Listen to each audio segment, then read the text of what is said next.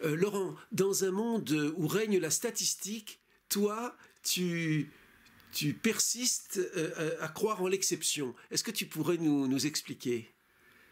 D'abord, dans le domaine de l'art, la notion d'exception est absolument fondamentale parce que justement, tous les créateurs les plus intéressants sont ceux qui sont les moins probables. Si on fait la sociologie de l'art, ce qui est la grande manie de l'art contemporain depuis une vingtaine d'années, puisque la plupart des théoriciens sont en fait des faux philosophes, des faux anthropologues et des faux sociologues, on n'en trouvera jamais l'exception comme Picasso ou Dubuffet ou Jean-Luc Giraud ou Davor Vankic. On ne trouvera jamais le personnage qui est hors norme par rapport à sa propre formation artistique. Donc le génie relève toujours de l'exception. Donc il n'apparaît pas dans la statistique. Or c'est exactement la même chose dans la médecine.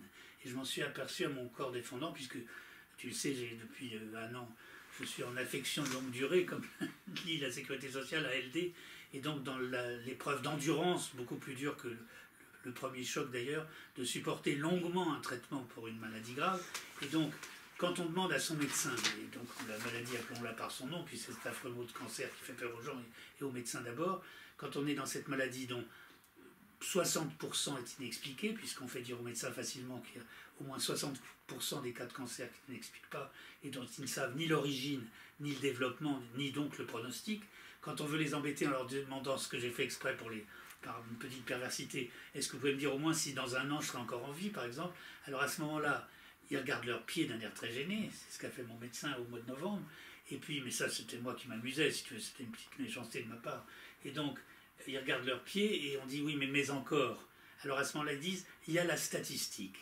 Alors je dis mais qu'est-ce qu'elle dit la statistique? Alors elle regarde encore plus ses pieds et ses chaussures d'un air encore plus gêné parce qu'elle est obligée de me répondre en général récidive.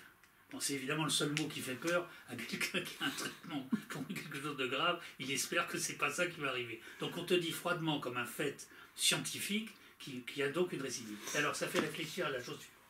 C'est que je me dis si on est atypique dans la vie courante, ce qui est mon cas puisqu'on me l'a dit un millier de fois, si on est un artiste qui relève de l'exception et non pas de la norme, donc on peut aussi être atypique dans la maladie.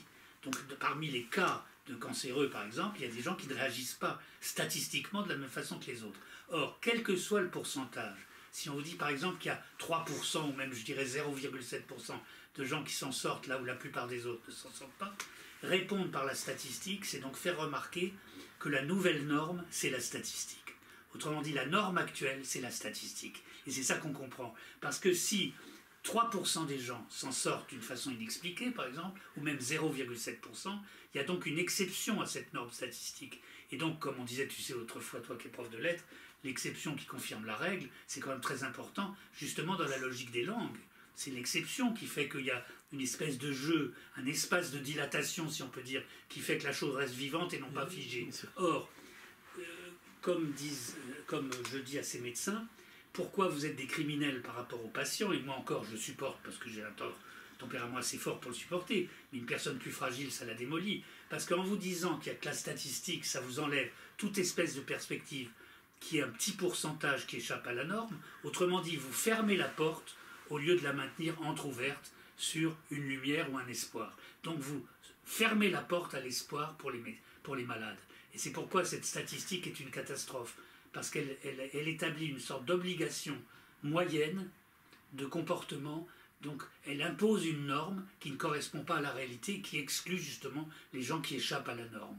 Et comme moi je suis par essence quelqu'un qui défend les gens hors normes, étant moi-même assez atypique par rapport à ma catégorie, je revendique le droit aussi pour les malades de ne pas être dans la norme statistique. Alors ça m'a fait dire à mon médecin, pour mettre fin à cette conversation qui m'avait beaucoup agacé, eh bien écoutez, on va essayer de faire mentir la statistique.